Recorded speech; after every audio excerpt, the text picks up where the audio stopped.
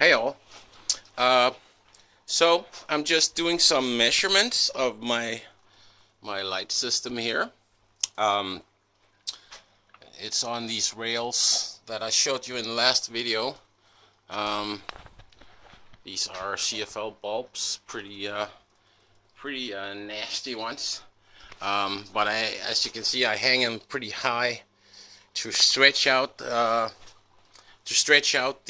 light, so you don't get as much variation.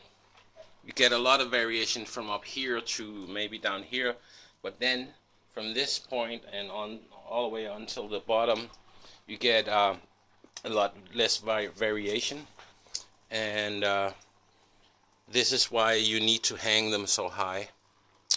So it has to do with the inverse square law, and some math that I won't get into.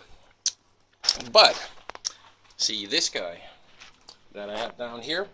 This is called a quantum meter, or a power probe, and I just have the power probe itself. It's from Apogee, and I have it connected to this guy, which is a multimeter measuring millivolts. So the result you're getting here, you have to you can multiply it by 5. Okay, so now I'm just going to stick my hand over and remove it again.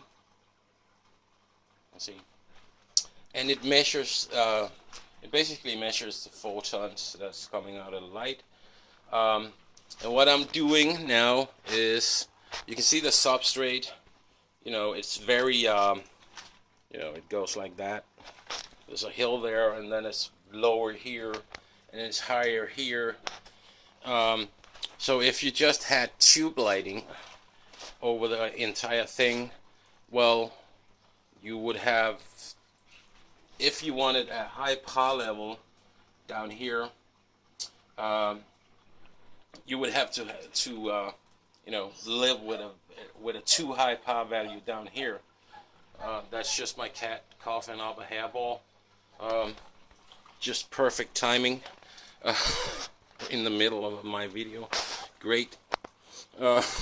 So as you can see, these are this one is pulled down a little more.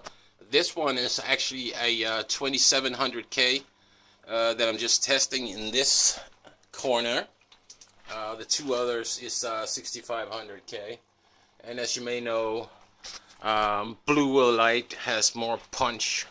You know, it can reach further down.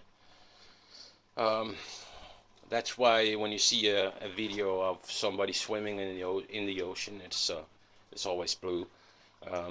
So what I'm doing right now, just to get the power levels how I want them, and I have decided to run around a power level of 100 all over the substrate, as close as I can get.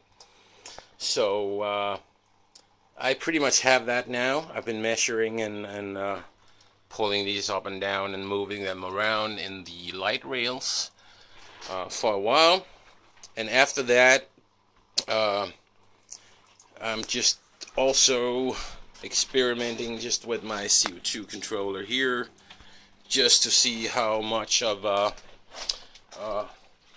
hysteresis I'm getting with it. First time, well, second time really, but it's been a long time since I've been using Akadama, and it's pulling down the KH in the water, the carbonate hardness.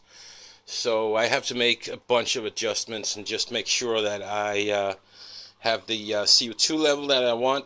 I run a pretty high CO2 level, around 60 ppm.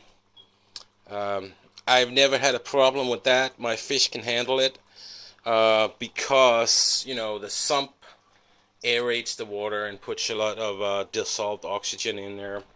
And you can also see my water surface. I have a lot of water circulation, and that oxygenates the water.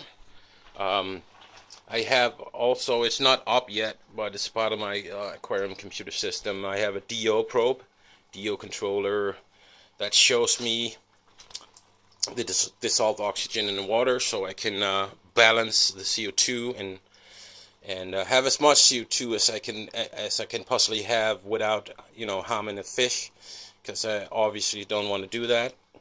So that's what I'm doing right now. And after that's done, a couple of hours from now, I'm gonna be planting all that glossostigmata all over. So that's gonna be, well, a fucking nightmare, but it's gotta be done. Catch you later. Bye.